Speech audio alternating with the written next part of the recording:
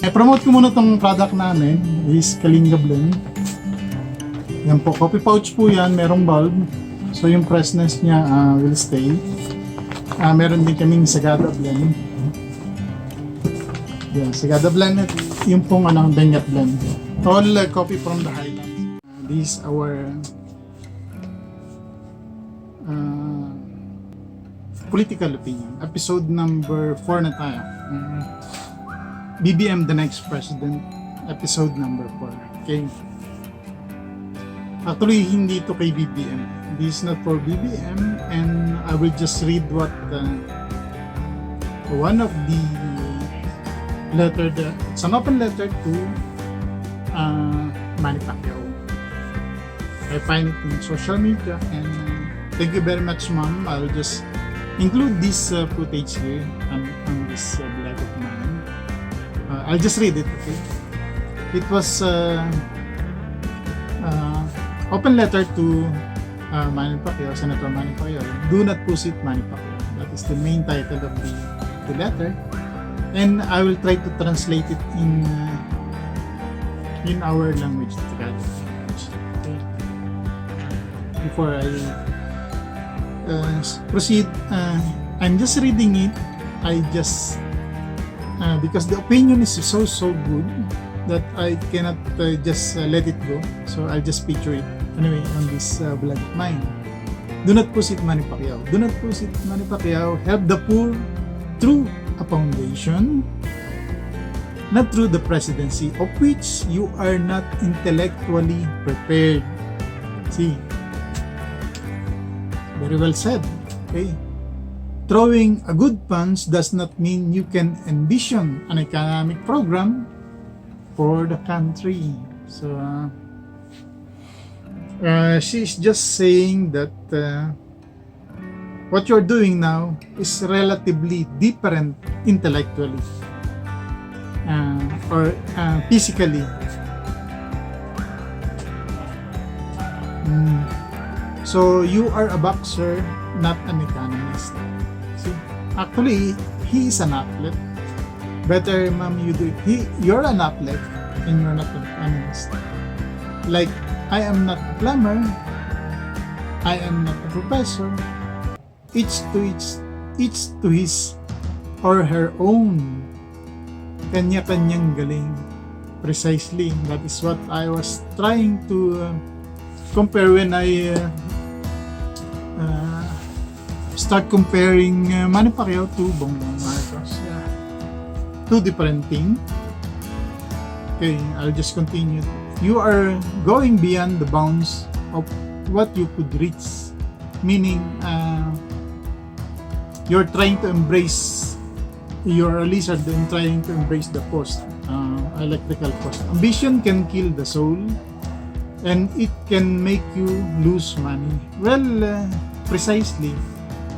If you don't win the presidential race, then you will lose you will lose a lot of money. The money you would waste on a fatal run for presidency, fatal for both of you and the country. Use it to build a foundation dedicated to developing amelioration programs for the poor. Precisely.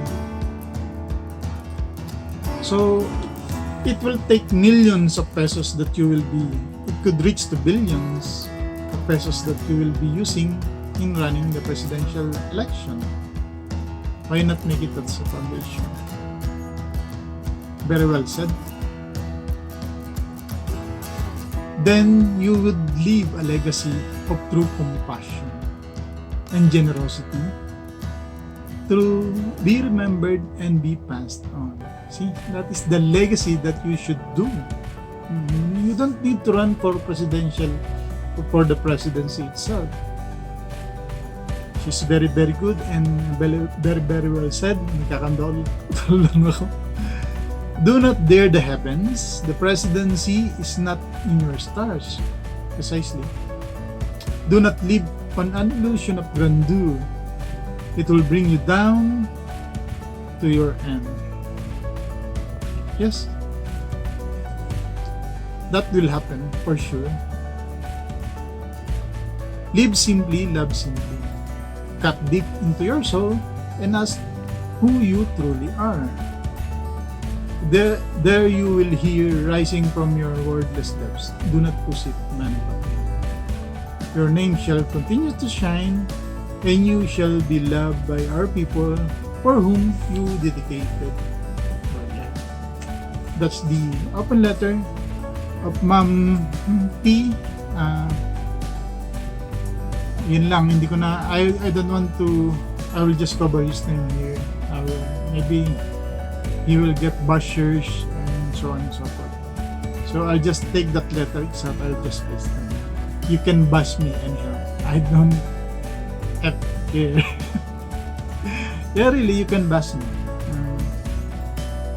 Anyway, we are living in a free country. So again,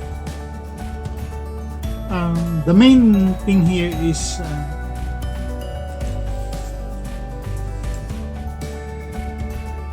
for Manny Pacquiao not to. Why?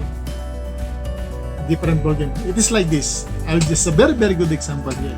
Michael Jordan's very very well in NBA, 6 times championship ring. 6 times. Very very good in basketball. Then he tried golf. Did he succeed? No. Because that is a different game actually. Well, as in politics also, that's a very, very different thing to do. Being a sportsman, okay, to run for president. You should be an economist. Very, very well said by this lady. Ma'am, thank you very much for this letter. Appreciate it, and I'm with you. I know being running for presidency is just like shooting the stars. You are here and you try to shoot the stars very very far. Will you succeed? Probably, and most likely not. So and the thing is that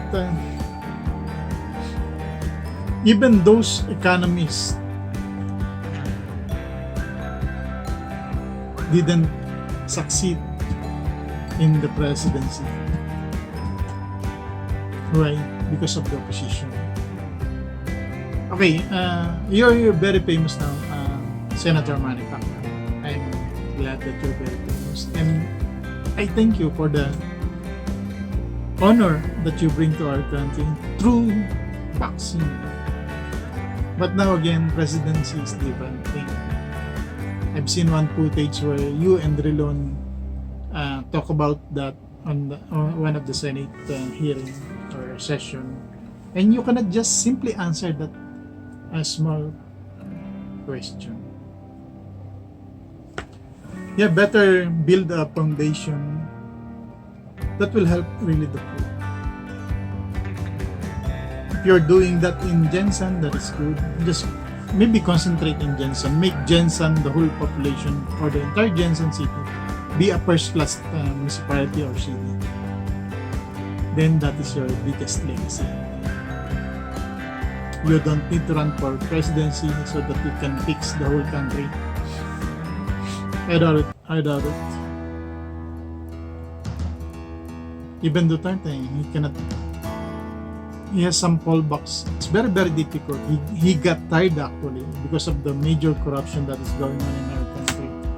You as a boxer, and that's in form of entertainment. Can you do such thing? President Duterte is very intellectual in terms of law. How about can you imitate that with all your, see, you have the money now, you are giving now, but you stop, you're retired in boxing, then what is the source of money now from your side? Some simple thing. And again, you're not an economist. Do you have a vision or economic program for the country for your term now? Okay, you're running out because of the hype maybe. You're very, very famous, and again, what can you contribute more, like what Duterte is doing. He's continuing the projects that has been planned before. Although he didn't started it, it was planned there, but they didn't implement it, so he pushed for the implementation. And that's the best president that you could have, that you could continue the programs and the economic growth of the Philippines. Yeah, hopefully there is a debate then, and for you guys to see how good Manny Pacquiao is during the debate without reading all of these letters like this. Yeah. See, social amelioration programs for the poor, that's the best thing. See, this lady is very intelligent. I salute you, ma'am, for your open letter to Manny Pacquiao. Don't push it. Yeah, really. If I were you, Manny Pacquiao, you have this much millions now. It will last. I know, because some of the people behind you, whoever you are, I'm not telling you, I am not accusing you, but for sure you will get money out of this election. Manny Pacquiao will lose a lot of money, and these people around him will get most of the money that Manny Pacquiao will be losing. It is a given fact. Filipinos are so clever that whenever they get the opportunity, they will grab it immediately. So the next episode will be another comparison about these two presidential. But for now, it is for Manny Pacquiao. For me also, I would simply say that please, Senator Manny Pacquiao, the Senate is there for you. Just stay there. Don't push. Presidency is a different ballgame. It is out of your league, I can simply say, as this lady said, it is out of your league. You're good at boxing, you're good at sports, then let it be. If you have done something in the Senate, that is good, but just stay there. Learn about what you could contribute more. Since you are retired now, then we will see. You don't have that enough money to support you from the next presidential election, then that is the time you run. We will see. But for now, please, Manny Pacquiao. There are 6 candidates. I will put you on number 5. The number 6 is the other policeman. I'm not criticizing this guy, but he's very good. But again, presidential election is a different world. You become famous because of President Duterte. Again, yet presidential race is completely different. So you and Manny Pacquiao will be putting on 5 and 6 maybe, or 4 and 5. I'll put the lady on number 6. You know, is it? Again, stay tuned for my next presidential episode here on my channel. I'm very happy that I find this lady, I find that letter, and I'm just sharing it to you guys. Bakit ka nga naman tatakbo pa? Yung nararamdaman ko. Just simply tulungan yung mga mahihirap, magtayo ka ng foundation. Yung presidential election, sabi nga niya, is kailangan ng intellectual preparedness. So, are you prepared now, Senator Pacquiao? Hindi ito yung suntok ka lang ng suntok. You can do a lot in the ring, but how about yung economic ambition mo, yung economic program for the country? Meron ka bang may plano ka ba? May nakikita ka na ba? O meron ka na nakaprepared na gusto mong marating pag ikaw ay nahalal na presidente? Sabi nga, magaling kang boksingero pero hindi ka ekonomista. Hindi, kanya-kanyang field kasi yun eh. Pwede kang tubero, pwede kang professor. Meron kanya-kanyang talino at galing. Sabi nga nito. So, yung presidential race actually is hindi mo na arena yun eh. Sabi nga, it's not going beyond the bounds. Ibig sabihin, hindi mo na kayang marating yun eh. Bakit kailan pang pang inaabot? Sabi nga yung ambition mo ay talagang papatay sa'yo. Ambition can kill the soul. Yung papatayin yung yun nga, yung kaluluwa mo. And ito nga, maraming pera na mawawala sa'yo. And it will gone to waste, sabi nga. Sino ba matutulungan mo? Yung gumagawa ng t-shirt, nagpiprints, ilan lang sila sa community compared to the whole country. Yung matutulungan mo, yung sa gagastusin mo na yun, mas marami. Ayun nga, it will be back to like the Cory administration. Parang babalik tayo dun mga guys. Parang ganun. Kasi Cory is a different arena. So plain housewife. Then suddenly become president. So ibang